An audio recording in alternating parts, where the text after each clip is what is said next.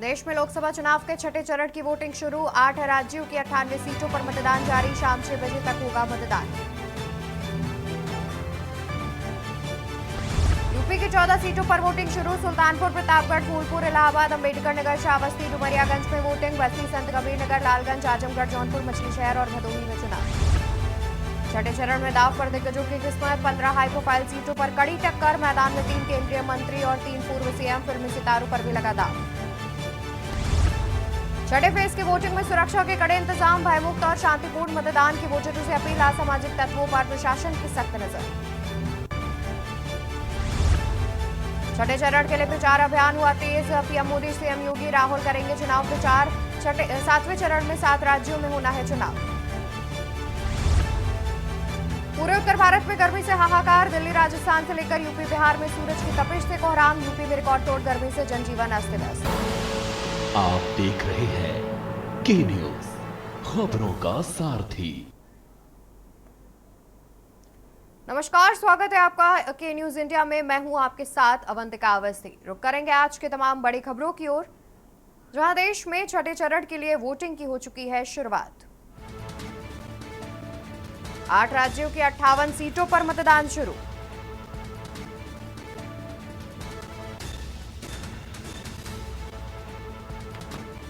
दिग्गजों की किस्मत ईवीएम में होगी कैद। यूपी की 14 सीटों पर भी मतदान की शुरुआत हो चुकी है।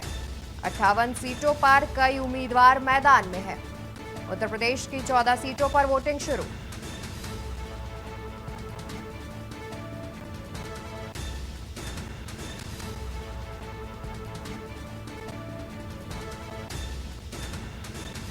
दिल्ली के साथ उड़ीसा की 6 सीटों पर वोटिंग।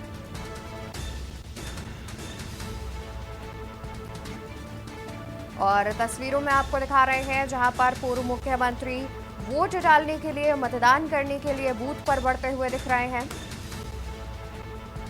बता दें कि आज देश के में छठे चरण के लिए वोटिंग की शुरुआत हो चुकी है। सुबह 7 बजे से ही वोटिंग की जो शुरुआत है वो हो चुकी है। 8 राज्यों की 58 सीटों पर मतदान की शुरुआत हो चुकी है, जिसमें यूपी की 14 सीटें भी शामिल हैं। यानी कि उत्तर प्रदेश की 14 सीटों पर भी मतदान हो रहा है। दिग्गजों की किस्मत आज ईवीएम में कैद हो जाएगी। तस्वीरों में हम आपको दिखा रहे हैं जहां पर पूर्व मुख्यमंत्री मनोहर लाल भी अपने मताधिकार का प्रयोग करने के लिए बूथ की ओर बढ़ते हुए दिख रहे हैं। उनके साथ सुरक्षाकर्मी भी मौजूद नजर आ रहे हैं और साथ ही पूर्व मुख्यमंत्री के साथ सुरक्षा कर्मियों के अलावा मीडिया कर्मियों का भी जमावड़ा दिख रहा है। वो अपने मताधिकार का प्रयोग करने के लिए बूथ की ओर बढ़ते हुए दिख रहे हैं।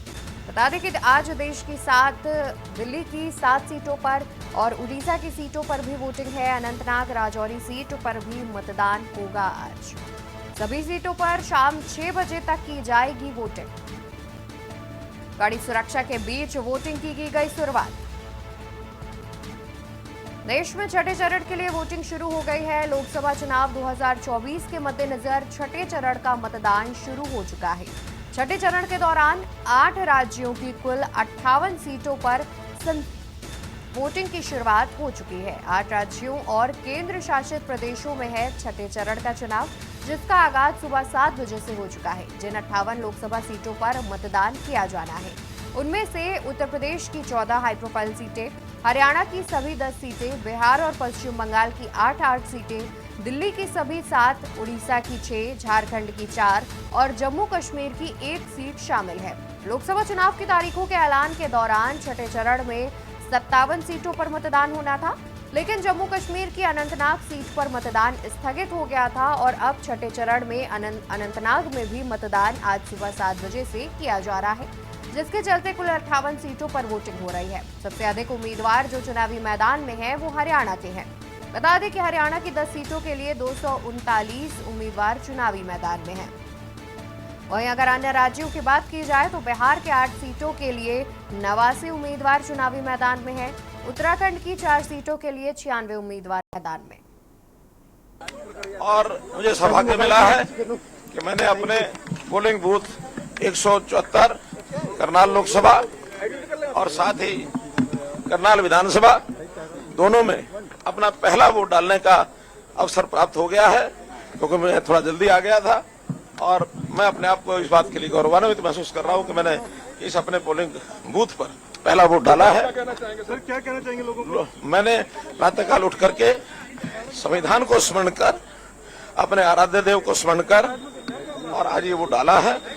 मैं जनता को यही कहूंगा कि इस लोकतंत्र पर्व में बढ़ चढ़कर भाग ले, 100% मतदान करें और उसमें पार्टी के नाते अपील है कि भारतीय जनता पार्टी को अधिक से अधिक वोट डालें। में ही रहेंगे, अलग-अलग जगह जाएंगे? मुकाबला कैसे देख रहे हैं सर इस बार? कैसे आश्वस्त? मैं पूरे लोकसभा के सभी 9 की 9 विधानसभा में 1 या 2 बूथ सब जगह जाकर के और सायंकाल तक मुझे लगता है मैं सभी 9 विधानसभाओं में एक बार होके आऊंगा। पिछली बार जीत का अंतर 4.5 लाख से 6.5 लाख से ज्यादा था। इस बार क्या लगता है जीत का अंतर क्या? ये हमने जनता पर छोड़ा है, जनता पर छोड़ा है और हमने अपील जरूर की है कि अधिक से मतदान करें। अधिक मतदान करने से ही भारतीय जनता पार्टी का हर कार्यकर्ता खुश होगा, जनता को भी संदेश जाएगा कि भारतीय जनता पार्टी को अधिक मतदान मिला। चुनाव हमेशा शांतिपूर्वक होना ही चाहिए, क्योंकि लोकतंत्र का ये उत्सव सबसे बड़ा उत्सव है देश भर का है, बल्कि दुनिया भर का। हमारे यहाँ जो मैंडेट है दुनिया भर से सबसे बड़ा मैंडेट है। शांतिपूर्वक मतदान ही हमारे लिए इस त्योहार का आनंद और कांग्रेस चैलेंज में महेश जो थे वो चंडीगढ़ आए थे, उनका ये कहना है कि इस बार हरियाणा में जो है बिल्कुल साफ हो जाएगी बीजेपी और अगले चुनाव के बाद जो सरकार है वो भी गिर जाएगी। किसी नेता के किसी वक्तव्य का उत्तर देने की मुझे आवश्यकता नहीं है, ये उत्तर जनता देगी। कांग्रेस उम्मीदवार को कितना बड़ा चैलेंज मानते हैं? कांग्रेस उम्मीदवार मेरे सामने कोई चैलेंज नहीं है। बहुत बहुत धन्यवाद, बहुत बहुत।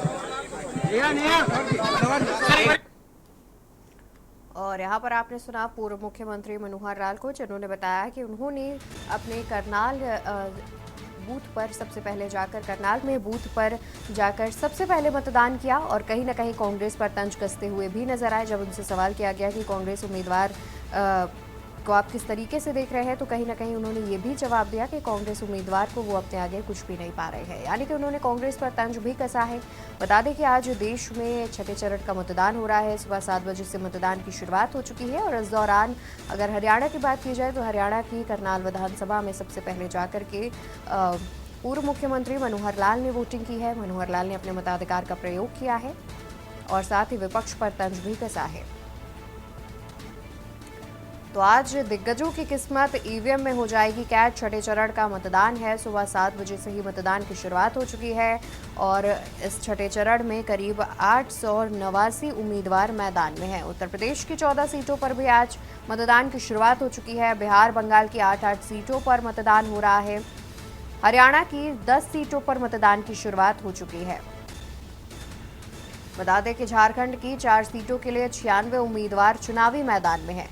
दिल्ली की 7 सीटों के लिए 166 उम्मीदवार, उड़ीसा की 6 सीटों के लिए 65 उम्मीदवार मैदान में हैं और उत्तर प्रदेश की 14 सीटों के लिए 164 उम्मीदवार चुनावी मैदान में हैं। पश्चिम बंगाल की 8 सीटों के लिए 81 उम्मीदवार मैदान में हैं। छठे चरण में 58 सीटों के लिए कुल 900 उम्मीदवार चुनावी मैदान में हैं। इस बार छठे चरण में यूपी के सुल्तानपुर, प्रतापगढ़, फूलपुर, प्रयागराज, अम्बेडकर नगर, श्रावस्ती, डुमरियागंज, बस्ती, संत कबीर नगर, लालगंज, आजमगढ़, जौनपुर, मछली शहर, इन शहरों में मतदान हो रहा है और बिहार के वाल्मीकि नगर, पश्चिमी चंपारण, पूर्वी चंपारण, शिवहर, वैशाली, गोपालगंज, सिवान, महाराजगंज में मतदान किया जा रहा है। हरियाणा की अंबाला, कुरुक्षेत्र, सिरसा, हिसार, करनाल, सोनीपत, रोहतक, भिवाड़ी, महेंद्रगढ़, गुड़गांव और फरीदाबाद में वोटिंग की शुरुआत हो चुकी है। इस दौरान जम्मू कश्मीर के अनंतनाग, राजौरी लोकसभा सीट पर भी वोटिंग जारी है। तो वहीं झारखंड की गिरिडीह, धनबाद, रांची, जमशेदपुर में मतदान का आगाज हो चुका है। उड़ीसा की बात की जाए तो उड़ीसा के संबलपुर, क्योंझार, ढेकानाल, कुटक, पुरी, भुवनेश्वर, पश्चिम बंगाल के तामलुक, कांटी, घाटन में मतदान हो रहा है। बाकी कहीं जा ही ना सके कोई आदमी।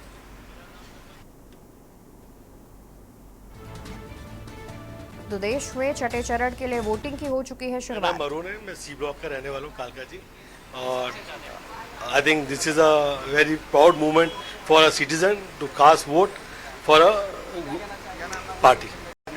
Thank you so much.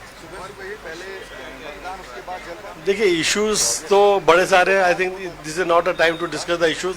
Let's vote for the party first and we want BJP to come in the ruling party. Thank you so much. Shiv Kumar देखिए, एक अच्छे नागरिक का कर्तव्य है अपने अधिकारों का सही उपयोग। तो हम वोट देना चाहते हैं। एक अच्छी सरकार की ज़रूरत है और दूसरी त्रिशंकु संसद से देश को बचाने के लिए ज़रूरी है कि हर नागरिक आगे आए और अपना कर्तव्य निभाए।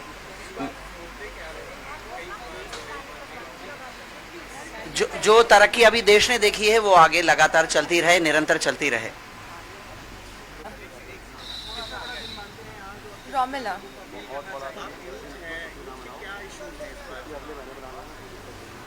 well, of course, unemployment first of all, और even after having such qualified degrees, लोगों को employment नहीं मिल रही, so I think that's the biggest issue for the youth this time.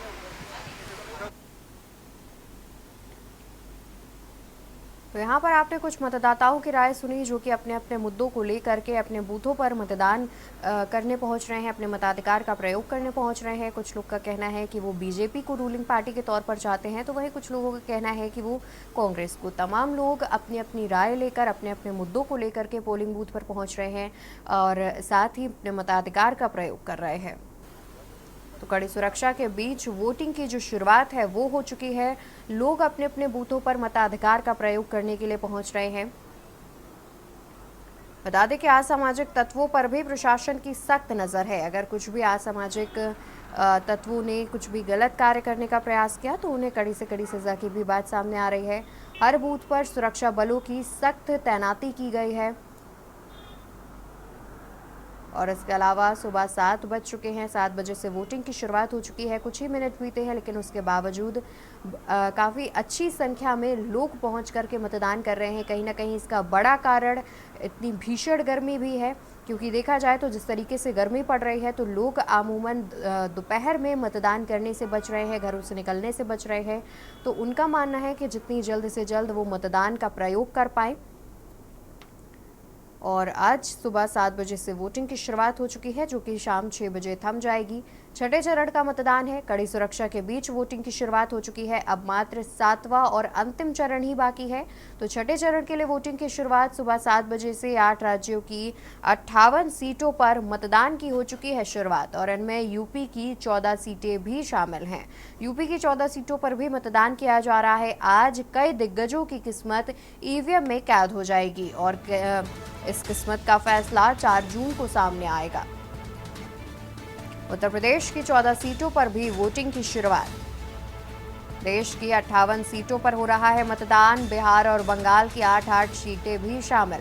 Haryana की 10 सीटों पर मतदान की शुरुआत। दिल्ली के साथ उड़ीसा की 6 सीटों पर भी की जा रही है वोटिंग। अनंतनाग राजौरी सीट पर भी वोटिंग की शुरुआत।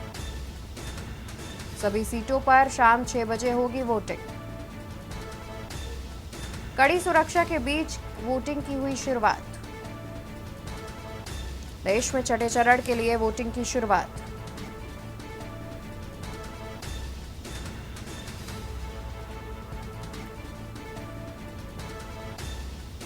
छठे चरण के मतदान की शुरुआत सुबह 7 बजे से हो गई है, जहां पर आज दिग्गजों की किस्मत ईवीएम में कैद हो जाएगी और उसका फैसला 4 जून को सामने आएगा। 58 सीटों पर 889 उम्मीदवार मैदान में हैं। उत्तर प्रदेश की 14 सीटों पर सुबह 7 बजे से मतदान शुरू हो चुका है और बिहार और बंगाल की 8 सीटों पर वोटिंग की जा रही है। झारखंड की 4 सीटों पर मतदान हो रहा है और वहीं हरियाणा की 10 सीटों पर मतदान की शुरुआत हो चुकी है। तो वहीं टीवी स्क्रीन पर हम आपको कुछ चर्चित चेहरे जो है उनकी तस्वीरें और उनकी जानकारी भी दे रहे हैं। और ज़्यादा जानकारी के लिए हमारे साथ अंबेडकर नगर से संवाददाता अमन सिंह जुड़े हुए हैं। अमन, आपका रुख करेंगे अंबेडकर नगर की बात की जाए तो क्या कुछ जो तस्वीरें हैं वो देखने को मिल रही हैं? सुरक्षा के क्या कुछ इंतजाम किए गए हैं? करके रखिए। In a democracy, the act of voting, casting.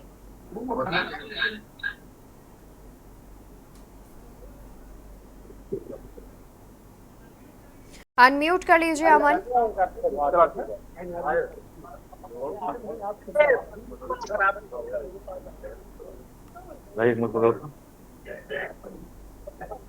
Unmute करते ही जब कागज म्यूट करते थे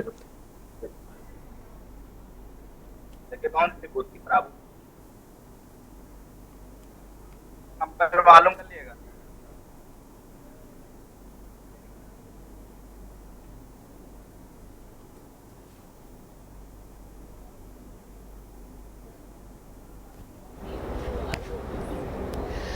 I would like to appeal to every voter, every person who is casting their vote today, vote for democracy, vote for the Constitution, vote for harmony, vote for social peace. Do not vote for the forces of hatred. Do not vote for those who are trying to divide our society. Do not vote for those who are trying to destroy our democracy. Do not vote for those who are pitting religions against each other, who are using hate speak, who are deploying hate speak against the minorities.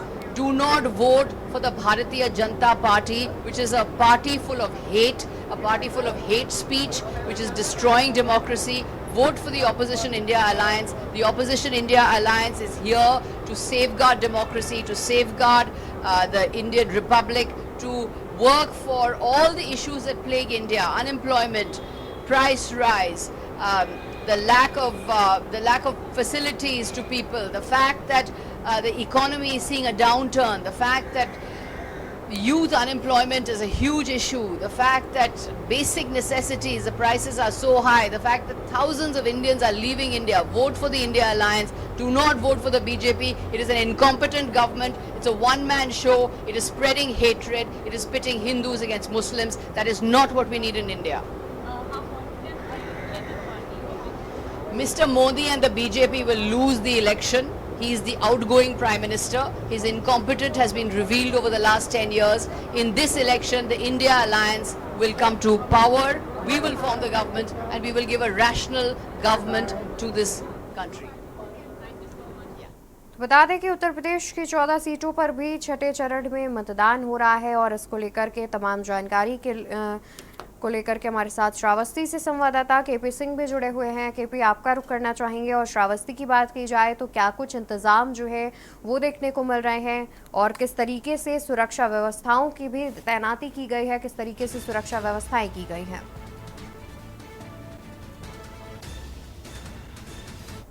मतदान केंद्र जो बगरैया का आदर्श मतदान केंद्र है वहां पर मौजूद है जी। और आप जहाँ पे लगभग 15-20 मिनट हो गए मतदान शुरू हुए, 7 बजे से मतदान की प्रक्रिया शुरू हो चुकी है।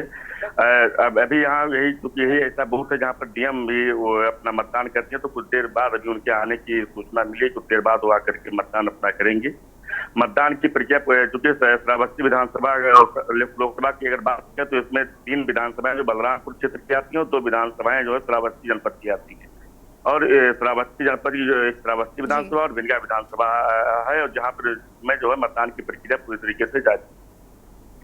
बिल्कुल। और वहीं के भी देखा जाए तो मतदान स्थल पर क्या कुछ विशेष इंतजाम किए गए हैं? क्योंकि अमूमन देखा जाता है तो पिंक बूथ का निर्माण किया जाता है, बुजुर्गों के लिए व्हीलचेयर और तमाम चीज़ों की व्यवस्था होती है, तो इस प्रकार से क्या व्यवस्थाएं जो है वो बूथ पर देखने को मिल रही हैं?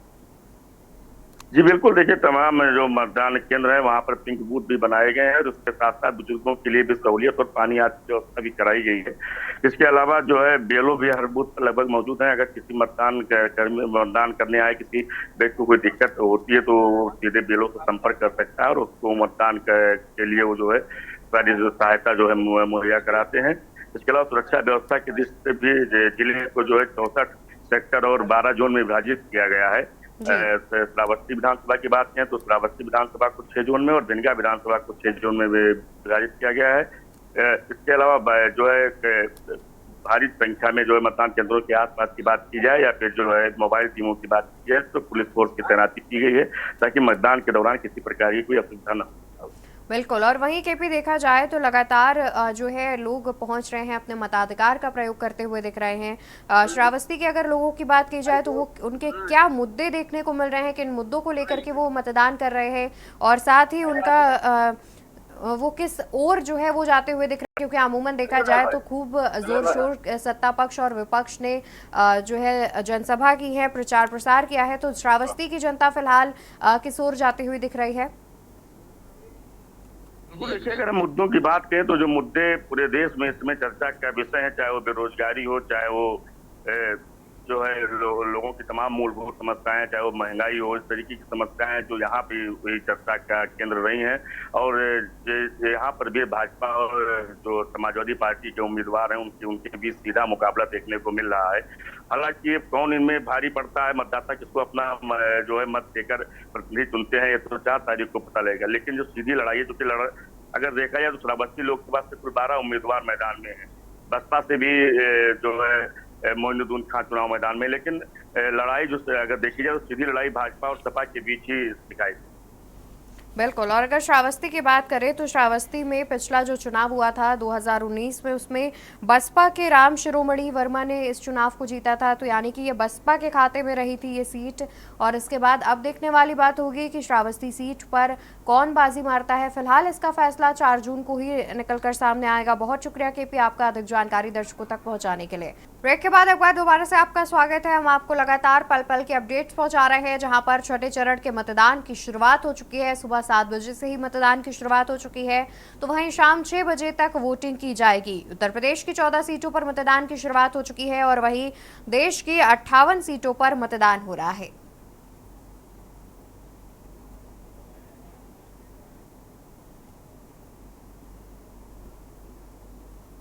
चाहे मेडिकल कॉलेज बनाने की बात हो, हरियाणा में चाहे यूनिवर्सिटीज बनाने की बात हो, हरियाणा के हर जिले को चाहे 4 लेनिंग ग्रीनफील्ड एक्सप्रेसवे से जोड़ने की बात हो, हरियाणा के अंदर चाहे किसानों की मजबूती के लिए, चाहे गरीब व्यक्ति को आयुष्मान कार्ड देकर के 5 लाख रुपए का अधिकार देने की बात हो, चाहे देश के अंदर 4 करोड़ गरीबों के लिए मकान बना करके देने की बात हो, चाहे 9.5 करोड़ माताओं बहनों की रसोई में गैस का कनेक्शन और सिलेंडर पहुंचाने की बात हो, और चाहे 50 करोड़ लोगों को देश के अंदर पिछले 10 वर्षों में उनको जनधन खाते खोल करके बैंक में जाने का अधिकार दिया हो, हर गरीब का मजबूती से सम्मान पिछले 10 वर्षों के अंदर नरेंद्र मोदी की सरकार ने दिया है। और आज हर व्यक्ति मोदी जी के साथ को प्रेम करता है, उनकी नीतियों को प्रेम करता है।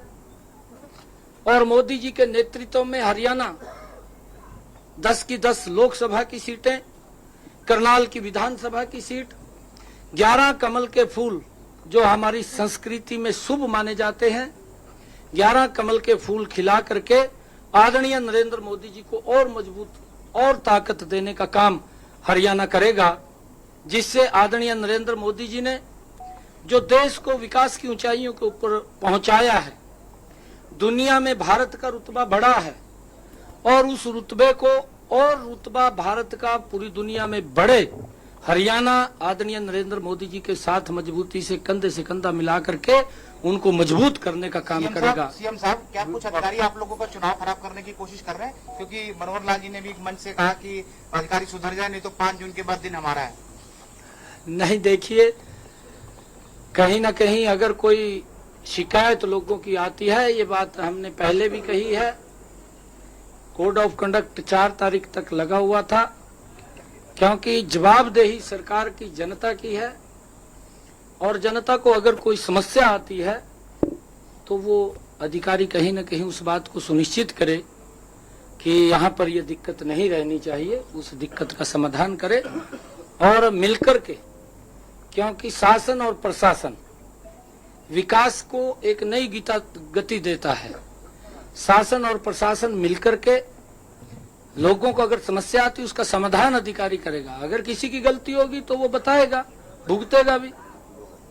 और यहाँ पर आप सुन रहे थे हरियाणा के मुख्यमंत्री नायब सिंह सैनी को, जिन्होंने कहीं ना कहीं ये भी कहा कि पूरी सीटें जो है हरियाणा की वो बीजेपी जीत रही है। और हमारे साथ अम्बेडकर नगर से संवाददाता अमन सिंह भी जुड़े हुए हैं, उनका रुख कर लेते हैं। अमन, आपसे जानना चाहेंगे कि अम्बेडकर नगर की बात की जाए तो फिलहाल वहाँ पर कैसी स्थिति देखने को मिल रही है, क्या कुछ जो विशेष इंतजाम है वो किए गए हैं बूथों पर?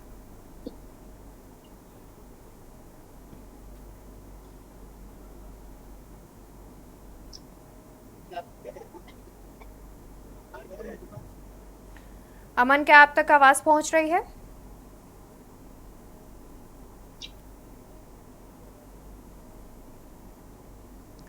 ठीक है, तो हमारे संवाददाता तक हमारी आवाज़ नहीं पहुंच पा रही है। आपको बता दें कि आज उत्तर प्रदेश की भी 14 सीटों पर मतदान जो है वो किया जा रहा है। 8 राज्यों की 58 सीटों पर सुबह 7 बजे से ही मतदान की शुरुआत है वो हो चुकी है। और हमारे साथ ज़्यादा जानकारी के लिए प्रतापगढ़ सीट से महफूज हसन जुड़े हुए हैं। महफूज, आपका रुख करना चाहेंगे और आपसे जानेंगे कि प्रतापगढ़ की बात की जाए तो वहां पर कैसी स्थिति देखने को मिल रही है और साथ ही जनता किन मुद्दों को लेकर के मताधिकार का प्रयोग करने पहुंच रही है। जिले में इस समय हम खड़े हैं जिला पंचायत सभागार में। यहाँ पर डीएम और एसपी मतदान करने के लिए अंदर जा चुके हैं और यहाँ पर मतदाता लाइन लगा के अंदर जा रहे हैं। आपको बता दें जिला प्रशासन पूरी तरह से मुस्तैद है। वहीं अगर बात की जाए तो 1230 मतदान केंद्र बनाए गए हैं और सुरक्षा व्यवस्था की बात की जाए तो सुरक्षा व्यवस्था में जगह जगह पे जहां पर मतदान है, मतदान केंद्र है, वहां पर पुलिस प्रशासन पूरी तरह से मुस्तैद है। और वहीं पर डीएम प्रतापगढ़ डीएम ने कल सभी को आश्वस्त कर दिया, सभी को मीटिंग में कहा कि अगर कहीं कोई मशीनें खराब होती हैं तो 15 मिनट के अंदर अंदर वहां नई मशीनें जाके लगाई जाएंगी। और फिलहाल यहाँ दिखाएंगे, हम कैमरामैन से कहेंगे दिखाएं कि किस तरह से पिंक बूथ बनाए गए हैं, सेल्फी पॉइंट बनाए गए हैं। और ये जो है ये प्रतापगढ़ जनपद का सभागार है, यहाँ पर मतदान हो रहा है। अभी जस्ट 10 मिनट पहले प्रतापगढ़ के डीएम और प्रतापगढ़ के एसपी दोनों लोग मतदान करने के लिए अंदर जा चुके हैं और वो लोग मतदान करने के बाद 10 से 5 मिनट में बाहर निकलेंगे। हम कहेंगे कैमरामैन से दिखाएं किस तरह से यहाँ भीड़ लगी हुई है, लोग आ जा रहे हैं। पुलिसकर्मियों का भी तांता लगा हुआ है, अंदर भी पुलिसकर्मी काफी हैं, बाहर पुलिसकर्मियों की गाड़ी काफी तादाद लगी हुई है क्योंकि अभी अभी डीएम और एसपी गए हैं तो उनके साथ फोर्सेस बहुत ज्यादा थी, वो भी अंदर गई हैं। वहीं उनकी जो स्वाट टीम है उसके करीब 15 जवान अंदर गए हैं। फिलहाल पूरी व्यवस्था यहाँ की दुरुस्त देखी जा रही है। जी बिल्कुल। और वहीं महफूज ये भी देखा जाए तो तमाम कड़ी सुरक्षा के बीच कई ऐसी अनियमितताएं भी जो हैं वो भी सामने आती रहती हैं। कहीं पर मोबाइल फ़ोन का दुरुपयोग करते हुए पाया जाता है कि कुछ लोग मोबाइल फ़ोन ले जा कर के वीडियो बनाते हैं और उसे सोशल मीडिया पर पोस्ट करते हैं।